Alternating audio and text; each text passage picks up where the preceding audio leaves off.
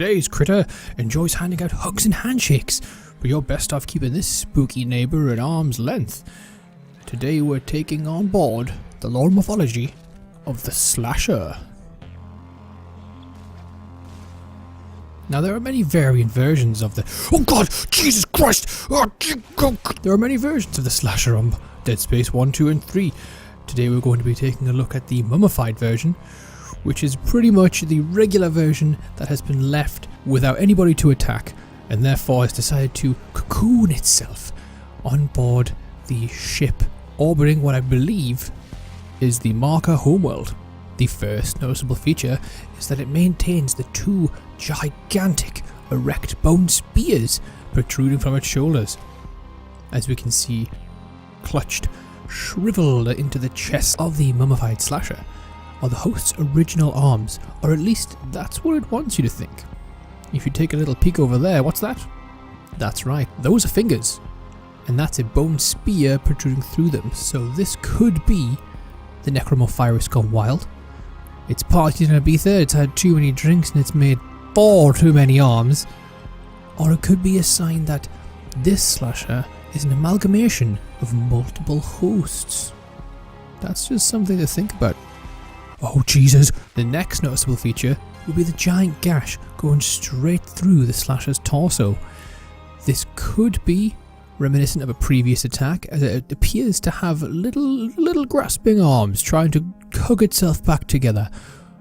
Or this could be where the cocoon comes from. Let's get on to that. The cocoon is the shell the slasher decides to call home when it's had a long, busy day of cutting up its crew members. It likes to nestle up in what I would say is a shell of pure feces, other bodily fluids, flesh, and possibly some organs. In fact, they could have all been the useless parts that were dragged out through this slash. Self-inflicted maybe. This behaviour is unseen in any other slasher variant. What's my favourite piece, you ask?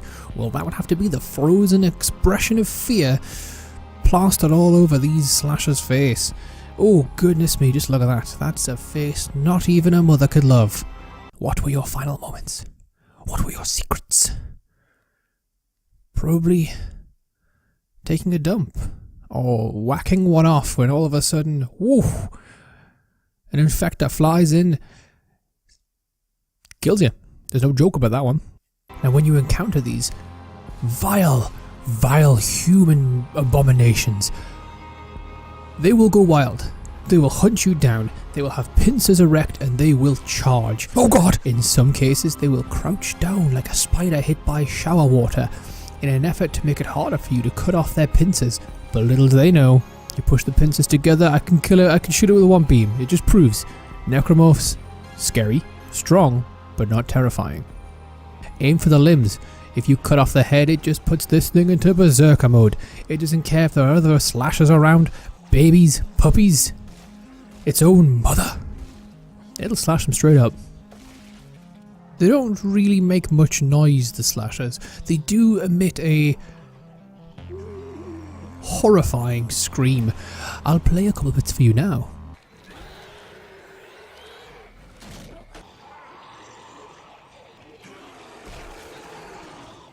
I'd avoid all these. If I didn't have to come here to do this documentary, I wouldn't be here.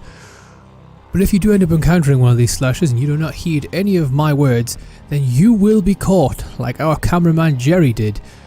And in his sacrifice, it will not be in vain, as we caught the whole thing. Now let's watch and see what happens once they get a grip of you. So it looks like they stab you multiple times. Oh! And then they just plant one right in the jugular and leave you to die. Goodness me, they didn't even eat Jerry. Christ, should we go get him? I don't think we should go get him, guys. Should we go get him? I don't know.